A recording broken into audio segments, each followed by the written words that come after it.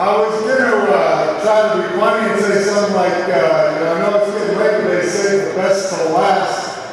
But then I looked at who came ahead of me, and I knew you'd never believe that. What a wonderful group of Democratic leaders we've had here tonight. Jerry Conley is just doing a spectacular job in the House. He was a great chairman of the board. I had to serve with him 1 year.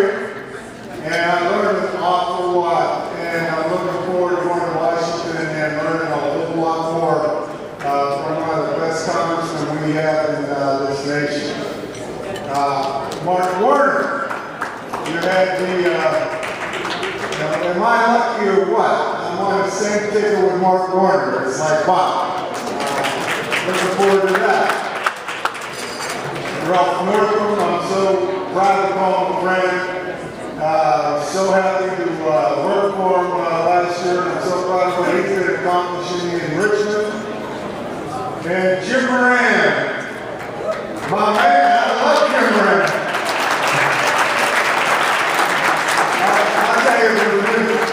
I tell everybody, every day has been a good day since I got into this race. Things are going so well.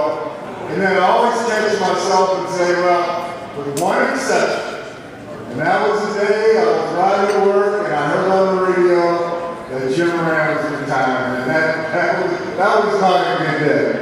I really look forward to serving with you, Jim, but I know that you got my back, and I know that I can always come to you for advice and help. And I really appreciate everything you've done for me up to this point. And I wish you all the best in retirement. You deserve it. If anybody deserves it, you do. Thanks for all you've done for us.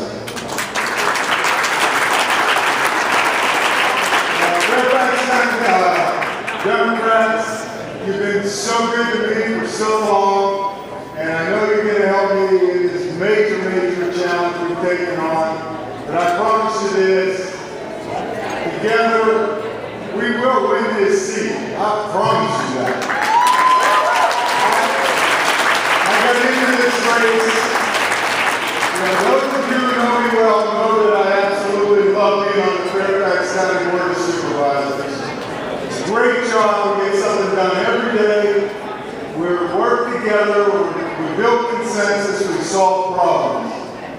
And I love the job. But when I look at what was happening in Washington, D.C., and I got encouragement from the Democratic Congressional Campaign Committee to get in the race, I realized that I had to run for Congress. I had to see if I could bring some of the Fairfax problem-solving, consensus building, get things done attitude to Washington. And that's what I'm going to do.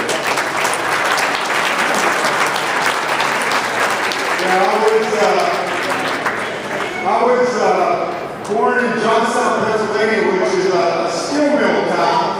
And I was the first person in my family to go to college. And when I went to college, I worked in the steel mills and on the railroad to pay for it because my dad and my mother couldn't afford to send me. And then I went to work full-time, and I got an MBA in law degree at night. And I tell you that story because I did that knowing one thing. I knew that if I worked hard, I could get ahead. And there was opportunity waiting for me in this country. All I had to do was apply myself, work hard, and I could get ahead. And I am running for Congress because I don't believe that that same opportunity is available today. I don't believe this country is making the investments that we need to make in job creators like infrastructure and education and research and development, the types of things that create opportunity for everyone, not just those who have had it handed to them. And so I'm running so that everyone will have an opportunity to achieve and have the educational and work experience that I and many of you have. believe that, Congress, the Republicans have just simply gotten so far right. It's so inappropriate what they're trying to do with government, how they're trying to control your lives, the health care decisions of women. We've got to take that away from Washington. We've got to give it back to women so they make their own health care decisions. We've got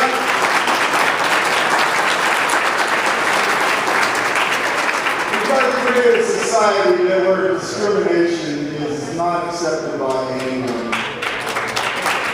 We start by,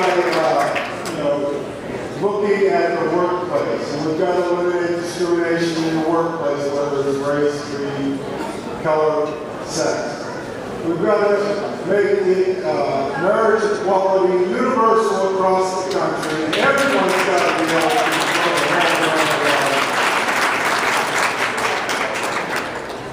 and we've got to look at, we know that elections are choices, right? We're going to, I was a lawyer for 30 years approximately. And in every case I handled, in every dispute I got involved in, as a litigator, I always looked for a win-win. I wanted to find a way for the other side to come out ahead so that I could get a good deal for my client. Both sides, that's not how elections work. This is either or. And I'll pull myself out as the either. The Republicans last Saturday decided to nominate Barbara Comstock as the or. Barbara Comstock was named by the Washington Post as one of the most conservative members of the Virginia House of Representatives. That's scary. That Republican crowd down there is about as conservative as it gets, and she was picked as one of the most conservative. They also called her a psychopath for Rush Limbaugh. I have never in my life seen a editorial designate someone as a psychopath, let alone for someone like Rush Limbaugh. We have got to make sure Barbara Comstock is not representing Virginia Tech on January 2015. And I got to tell you, the Democratic Congressional Campaign Committee put us on the red and blue because they know we're going to win, that we can win this. There are those who have looked at Barbara Comstock over the years and they've said, well, she can raise money. And for that reason, they give her this aura of maybe she can't be beat. Well, I got to tell you something, folks. We raised more money than Barbara Comstock last quarter. We are going to win this, and the reason we're going to win this is because of great Democrats like you. I know you're not going to let this seat slip through our fingers. I know you're not going to let that happen. I promise you, I'm not going to let that